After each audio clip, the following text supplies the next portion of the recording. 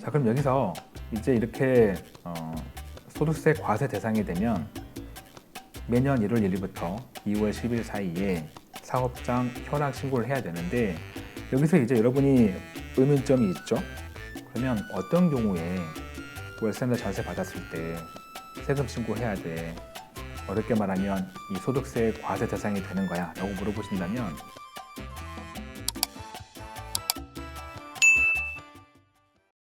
주택임대소득, 일반적으로는 월세 받는 거죠.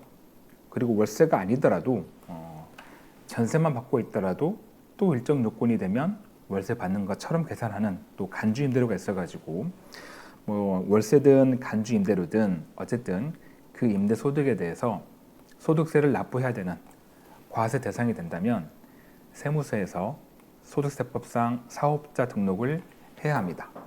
이 사업자는 주택으로 인한 사업자이기 때문에 부가세는 면세받는 부가세 면세 사업자가 되는 거고요.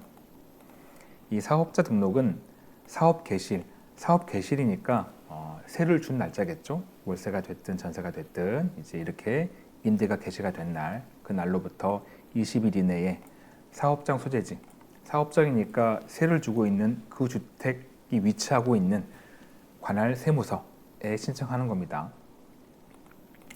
만약 주택임대 사업자라면 이제 그 사업장 소재지가 아닌 본인이 살고 있는 주소지를 사업장 소재지로 할 수는 있습니다. 이거는 주택임대 사업자만 해당되는 거고, 주택임대 사업자가 아니라면 반드시 사업장 소재지 관할 세무서장에게 신청하셔가지고 사업자 등록을 받아야 됩니다. 근데 만약 이걸 안 했다, 이거는 선택할 수 있는 게 아니고 반드시 해야 하는 의무사항이에요.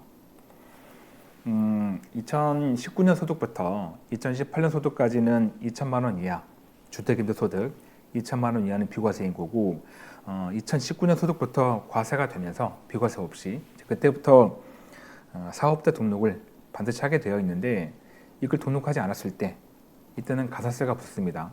근데 이게 그렇게 크진 않아요.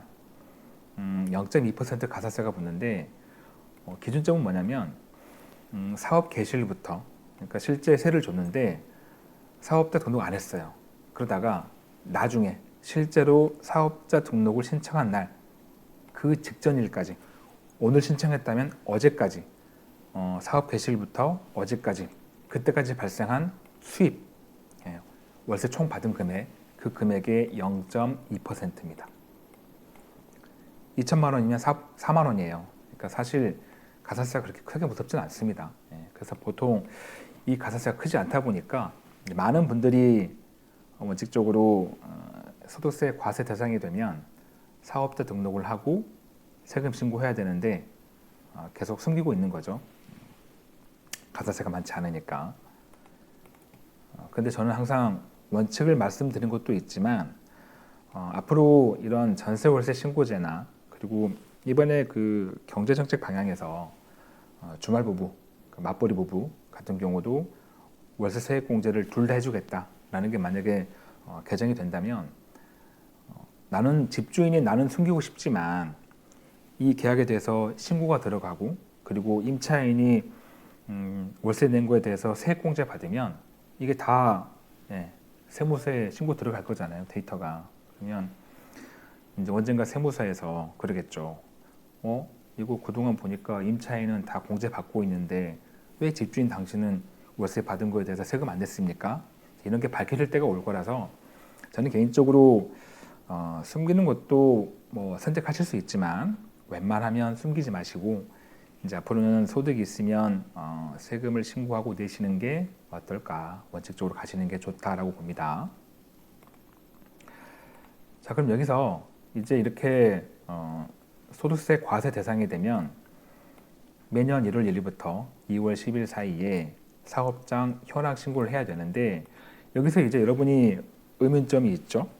그러면 어떤 경우에 월세나 전세 받았을 때 세금 신고해야 돼? 어렵게 말하면 이 소득세 과세 대상이 되는 거야? 라고 물어보신다면, 제가 한 번씩 보여드리는 표 있죠? 이 표가 가장 깔끔할 거예요. 자, 왼쪽 이쪽에 해당이 되면 세금 신고하시는 거예요. 하실 분들 짧게 설명드리면 가지고 있는 주택 수에 따라서 달라지는데 이 주택 수는 부부 합산, 부부 기준입니다. 부부 합산, 세대 기준이 아니고 부부 기준. 자, 부부가 주택 하나만 가지고 있어요. 근데 만약에 여기서 월세를 받아요. 근데 만약 그 주택이 국내에 있다는 가정하에 국내에 집을 가지고 있고 월세 받고 있지만 그 주택의 공시 가격이 12억 이하라면 이때는 비과세입니다. 그러니까 소득세를 신고할 필요가 없죠. 그런데 국내에 있지만 월세 받고 있고 만약 공시 가격이 12억을 초과한다면 그때는 소득세를 신고하셔야 되고요. 과세 대상이 되는 거고, 그리고 그 1주택이 만약 국내가 아닌 국외에 있다면, 해외에 있고 거기에서 월세가 발생된다면 이건 무조건 신고하시는 겁니다. 금액 조건 따지지 않고. 그 다음에 부부 합산 집이 2주택이에요. 자, 2개 가지고 있을 때 만약 월세 수입이 있다면 그때는 무조건 신고하셔야 되고요. 만약 월세가 없이 다 전세만 주고 있다 그러면 신고할 필요가 없습니다. 비과세인 거고. 이제 조금 복잡한 경우는 집이 3개 이상일 때입니다. 3주택 이상. 여기서 3주택은 부부가 거주하고 있는 그 주택을 포함해서예요. 보통 이게 또 어떤 걸 헷갈리시냐면 3주택 그러니까 살고 있는 거 빼고 세 주고 있는 것만 그 주택만 3개 이상인 거냐라고 하시는데 그렇진 않고 내가 살고 있는 집을 포함해서 3개 이상일 때를 말하는 겁니다. 자, 3주택 이상일 때는 월세 수입이 있다면 이건 당연히 신고 대상이 되는 거고요. 월세 외에 만약에 보증금도 일정 요건이 되면 그 보증금도 월세처럼 계산합니다. 그럼 어떤 조건일 때 월세처럼 계산하냐면 일단 집이 3개 이상이고 그리고 그 보증금의 합계액 요게 3억을 초과할 때입니다. 보증금 합계액이니까 전세뿐만 아니라 월세가 반전세라고 하죠. 보증금 얼마에 월세 얼마 이때 보증금도 들어가는 거예요. 그 보증금 합계액이 3억을 초과하게 되면 초과된 금액에 대해서는 월세처럼 계산합니다. 이게 이제 우리가 흔히 말하는 간주 임대료예요. 다만 여기서 집이 3개 이상일 때 그 주택수 판정할 때 만약에 소형주택이라면 이건 주택수에서 빠져요. 소형주택의 요건은 주거 전용 면적이 40제곱미터 이하이면서 AND 요건입니다. 또는이 아니고 40 이하면서 해당 과세기간의 기준시가가 2억 이하일 때 해당 연도 공시가격이 2억 이하라면 이건 간주임대료 계산할 때 주택수에서 빠지는 거죠. 즉 여기서 간주임대료는 이 3채 이상은 비소형주택 3채 이상 가지고 있고 그리고 보증금의 합계액이 3억을 초과한다면 초과된 금액은 간주임대료로서 월세처럼 계산합니다. 그래서 만약에 누군가가 보증금 4억에 월세 50만 원 받고 있다. 그리고 집이 3개 이상이다. 그러면 이 경우에 월세도 이제 과세 대상이 되는 거고 소득세 그리고 이 보증금도 3억을 뺀 이력에 대해서 세금 신고되는 거죠. 간주임대료로. 수입이 늘어나는 겁니다. 그게 이제 간주임대료 기준입니다. 그리고 이 소형주택 간주임대료 계산할 때 주택에서 빠지는 그 소형주택은 언제까지 주택에서 빼주냐면 26년 12월 31일까지입니다. 근데 아마 이거는 계속해서 연장이 됐거든요. 해년마다. 아마 26년 되면 아마 또 연장시킬 거예요.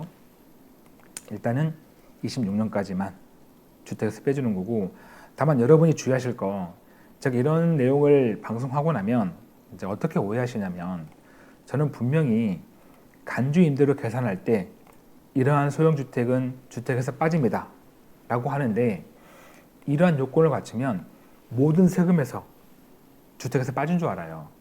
이거 양도세 계산할 때 주택 아니겠네 하시는데 그렇지 않습니다. 꼭 주의하실 것, 이 간주 임대료 계산할 때만 빼주는 거예요. 이런 요건 갖추고 있어도 양도세에서는 주택이 들어갑니다.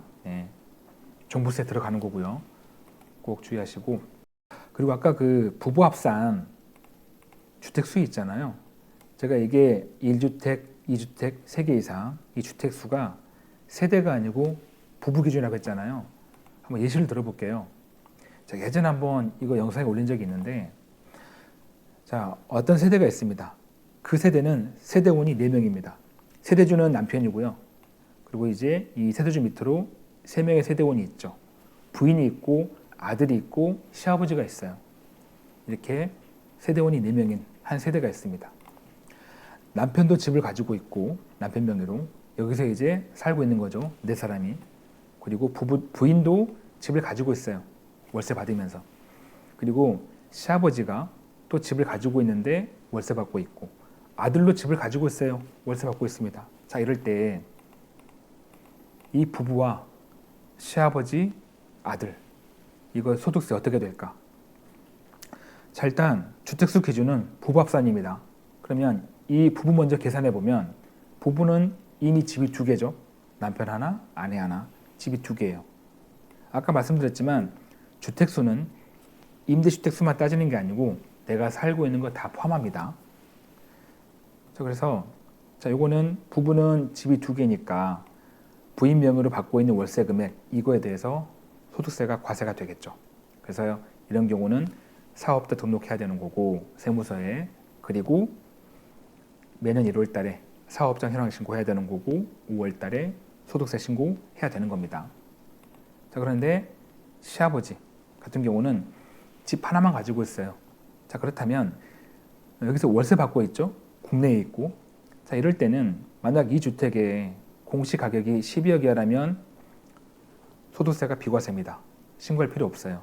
근데 10억 초과한다면 과세 대상이 되는 거니까 신고해야 되는 거고, 아들은 마찬가지입니다. 월세 받고 있다면 국내에 있고 주택이, 그렇다면 역시 공시 가격이 12억이라면 신고할 필요 없고 10억 초과한다면 신고 대상이 되는 거죠. 예. 즉 부부는 집을 2개 가지고 있는 거고, 시아버지는 집 하나, 아들도 집 하나 가지고 있는 겁니다. 이 세대는 세대 기준 보면 집이 4개죠. 한 세대니까 부모, 형제, 자매가 같은 주소에서, 동일 주소에서 경제활동 같이 하면 한 세대니까 세대로 보면 집이 4개예요. 하지만 소득세에서 이 임대소득에 대해서 내가 소득세를 신고할 거냐 말 거냐, 이때는 부부 기준이니까 부부는 2개, 시아버지와 아들은 하나씩 맡고 있는 겁니다. 자, 이것도 다시 말씀드리지만 주의하실 거. 자, 이거는 주택에서 빠지는 거는 어떨 때? 소득세. 이거 판정할 때 시아버지와 아들은 각각 하나씩 빠져나간다는 거예요. 이 세대에서. 이걸 또 착각하셔가지고 양도할 때도 이 집을 팔 때 그러면 부부는 집이 2개네? 그게 아닙니다. 이거 팔 때는 세대 기준이니까 집이 4개인 거예요. 팔 때는.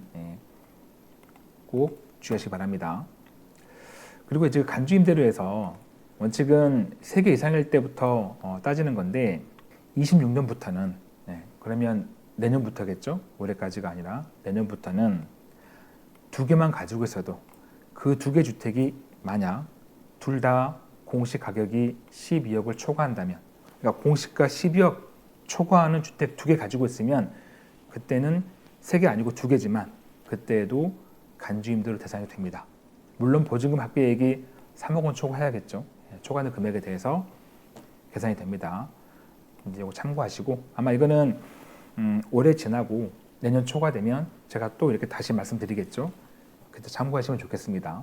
그래서 우리가 종합소득세 5월달 이제 신고할 때, 소득세 신고할 때 소득세에서 이 주택임대소득, 집을 가지고 전세든 월세든 이걸 가지고 수입을 계산할 때 총 수입 금액은 월세하고 그리고 간주임대료, 이걸 더한 금액이 임대소득입니다.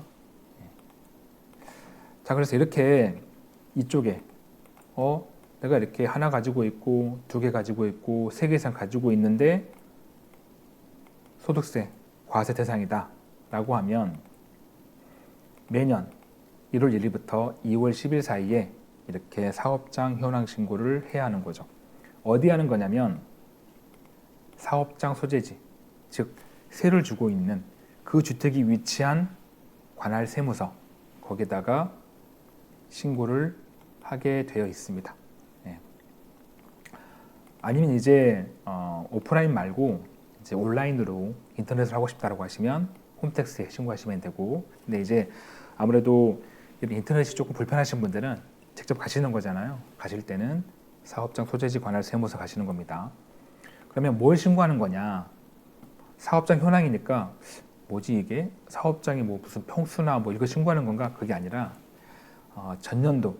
왜냐하면 매년 1월 1일부터 2월 10일 사이니까 그 전년도, 지금 올해라면 작년에 2024년도에 발생한 임대소득, 1년 동안 발생한 주택 임대소득을 신고하는 겁니다. 그래서 1년 동안 내가 집을 3개 가지고 있는데 여기서 총 수익 금액이 2천만 원입니다. 이걸 신고하는 거예요. 네. 만약에 월세나 전세 받고 있는데 이쪽에 해당이 돼가지고 그 소득에 대해서 소득세 과세 대상이 아니라면 비과세잖아요. 이럴 때는 그렇다면 이거 다 할 거 없죠. 등록할 필요 없고, 사업자 등록할 필요 없고, 뭐 1월 달에 사업장 현황 신고할 필요 없고, 당연히 소득세 신고할 필요 없지만 신고 대상이 된다면 사업자 등록하시고 1월 달에 사업장 현황 신고하시고 5월 달에 소득세 신고하시는 게 앞으로는 좋지 않을까 싶습니다. 굳이 숨기시는 건 이제 힘드실 거예요. 이렇게 좀 정리하겠습니다. 이제 시간이 10시가 넘었습니다. 남은 저녁 시간 행복하고 즐거운 시간 되시고, 좀 시기가 어수선합니다. 날씨도 춥고 참 어려운 시기인데, 그럼에도 여러분 각자 개인 워낙 또 그동안 잘 헤쳐나오셨으니까 잘 헤쳐나가실 거고, 또 우리나라도 이런 일들이 뭐 과거에 없던 게 아니니까 지혜롭게 잘 이겨나갈 것으로 믿습니다. 모든 게 잘 해결되길 바라고요. 저는 다음 라이브 때 더 좋은 모습, 좋은 내용으로 돌아오겠습니다. 그럼 이렇게 마무리하겠습니다. 고맙습니다.